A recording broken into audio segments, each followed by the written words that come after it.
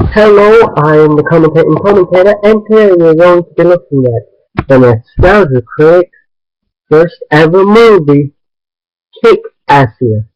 Yes, have you ever wanted to see your favorite viewers invade a nation that they have no reason to invade? Well, this is the film for you if that is the case. Because not only do they invade this guy's land, take it over the, but they do some morally questionable things that makes them all look like jackasses. So, I'll tell you how it starts. Starts with a guy telling us about Kickassia and how Kickassia had basically been a nation. It is a micronation. It is 1 acre of land to be exact. And their people are involved in no one, including the study critic, where he knocks on the guy's door and is like, "Hey buddy, I want to invade your shit. It's because you're not very big, and your country isn't very big, so I'll give you 10 minutes to piss off." Yes, he does what any sane person would do, and slams the door in his face. But then, um, the critic's like, "Oh, why do they always want to do it the hard way?" So then, he gets an army of the internet review of everybody on Channel Awesome that they could afford to fly out there. Yeah. And there were loads of them, tons of them, ready to fall down. And after they asked, "Why should we do this? What can we do to make our land?" And the Secretary tells them, there was a group of people uh, who didn't, who were closed-minded, faithful. They were called Nazis. Mm. And he doesn't want any of them around here. Then he tells them about another group of people called Nazis. Wait, what? Uh, oh yes, he does do this. Yes, yes, and convinces all of his cohorts to try and take him down, to try and take down Malasia.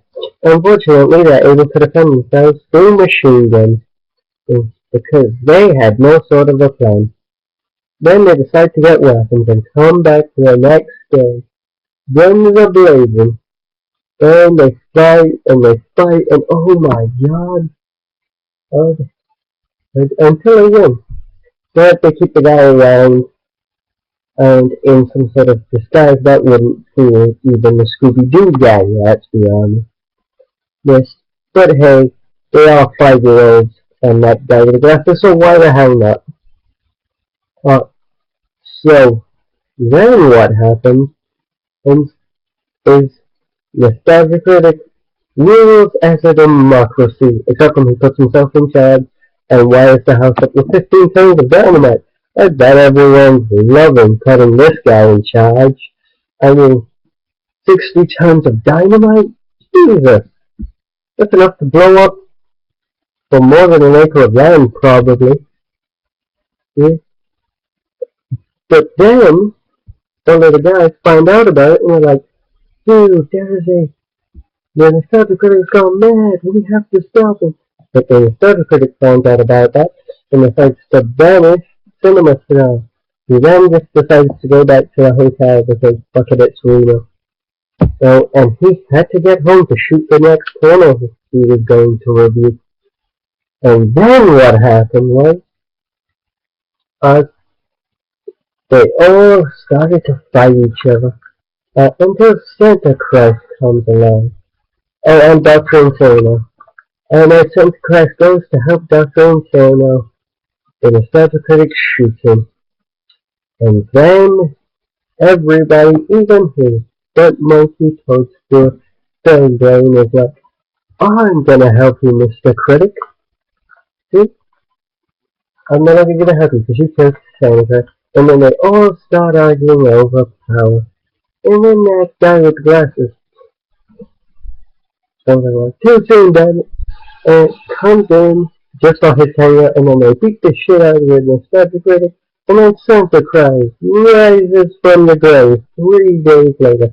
And then Nostalgia Critic's like, "Why didn't you do this sooner? Have you ever come back from the dead?" Santa Claus is like, and he's like, no, so starts in the subject, and he's like, yeah, well, you got no frame of reference, so shut up. Uh, and then he tells him that they didn't want the country. They were happy with what they had all along.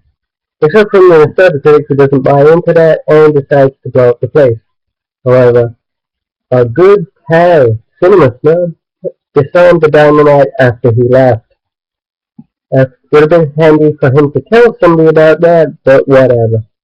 Uh, so then they decide to give it back to Kevin Murray, the proud ruler of that nation, which, quite honestly, was a good ending.